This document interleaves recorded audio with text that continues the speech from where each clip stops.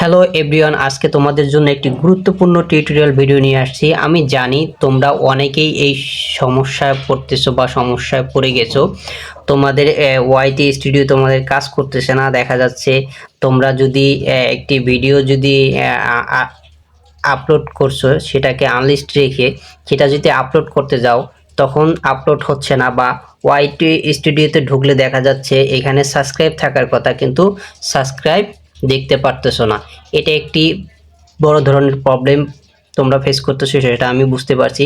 তো আজকের ভিডিওটি যদি তোমরা কন্টিনিউ যদি দেখো, না টেনে যদি ভিডিওটি দেখো, তাহলে তোমরা আজকে এই ভিডিও থেকে বুঝতে পারবে এবং শিখতে পারবে যে কি করলে তোমাদের এই ধরনের সমস্যা সমাধান হবে।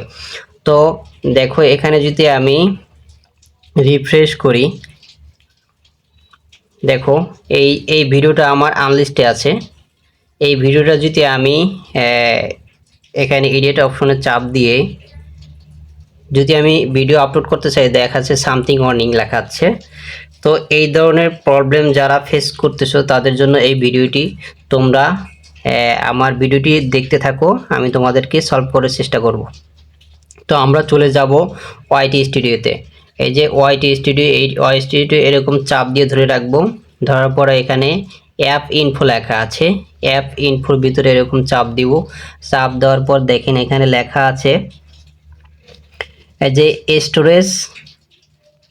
স্টোরেজে চলে যাবেন। এখানে চলে যাওয়ার পরে এখানে দেখেন লেখা আছে ক্লিয়ার স্টোরেজ এবং ক্লিয়ার অ্যাক্সেস। তো আপনারা এই দুইটাকে করে দিবেন, ক্লিয়ার করে দিবেন। এই দুইটাকে একবারে ক্লিয়ার করে দেবেন, পারমিশন চাই, পারমিশন দিয়ে ক্লিয়ার করে দেবেন। ক্লিয়ার করে দেওয়ার পরে আপনারা প্লে স্টোরে চলে যাবেন। প্লে স্টোরেতে চলে গিয়ে এখানে সার্চ বারে লিখবেন ওয়াইটি স্টুডিও।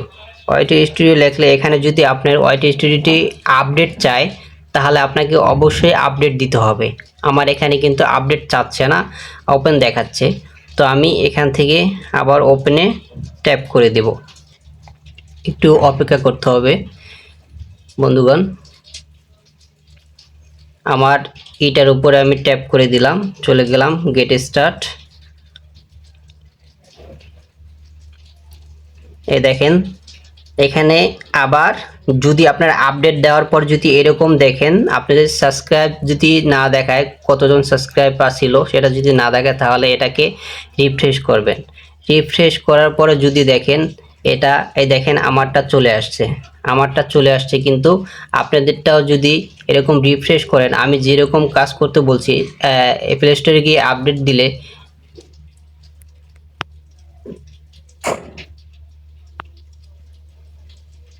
প্লে স্টোরে গিয়ে আপডেট দিলে আপনারা কিন্তু এই ধরনের সমস্যা থেকে সমাধান করতে পারেন। যদি এই ধরনের সমস্যা যদি সমাধান আপনারা যদি না করতে পারেন বা সমস্যার সমাধান না হয়, তাহলে বুঝবেন এটা সার্ভারের সমস্যা।